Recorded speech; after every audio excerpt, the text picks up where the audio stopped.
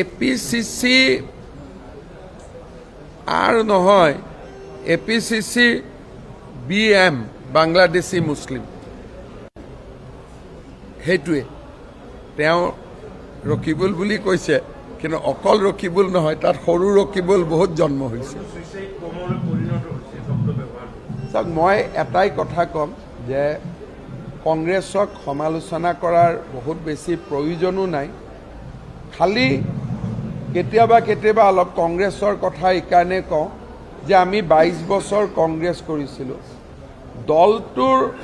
দলটোৱে একদম হিন্দু মানুহক এৰি দিয়ক, সেইটো আমি কেতিয়াও বিচৰা নাছিলোঁ।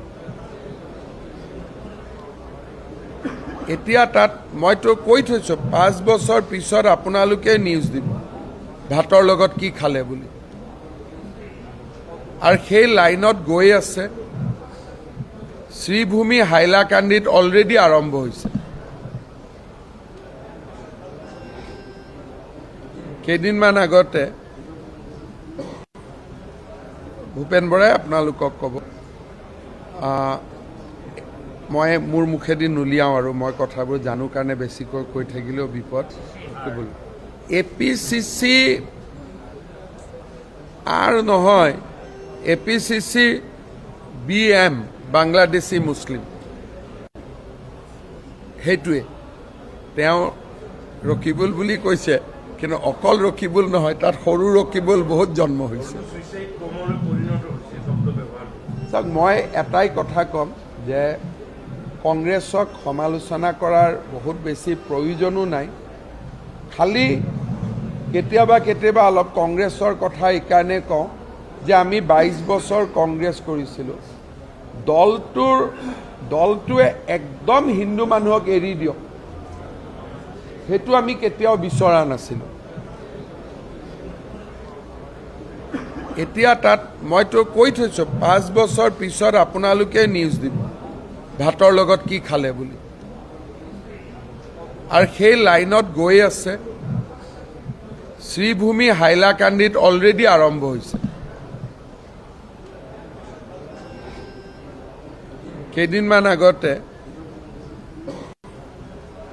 ভূপেন বৰাই আপোনালোকক ক'ব, মই মোৰ মুখেদি নুলিয়াওঁ আৰু মই কথাবোৰ জানো কাৰণে বেছিকৈ কৈ থাকিলেও বিপদ।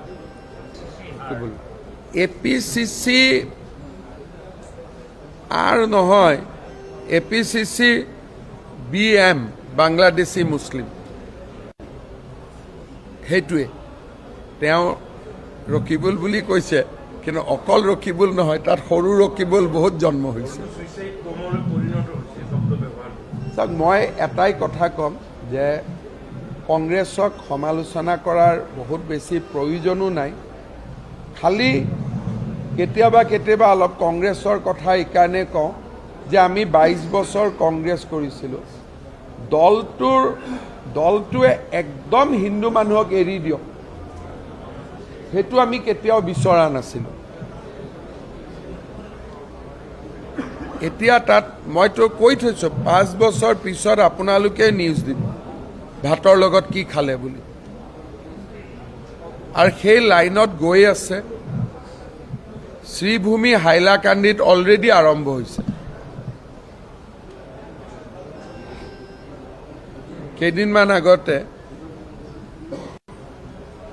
ভূপেন বৰাই আপোনালোকক ক'ব, মই মোৰ মুখেদি নুলিয়াওঁ আৰু মই কথাবোৰ জানো কাৰণে বেছিকৈ কৈ থাকিলেও বিপদ।